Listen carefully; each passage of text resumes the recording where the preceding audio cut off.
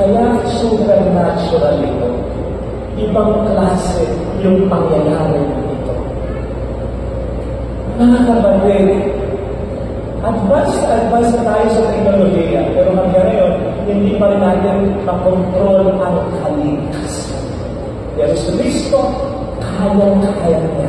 Sapagkat si Kristo ang sinasabi sa John 1 verse 1, sa pasimilapay nandiyan na.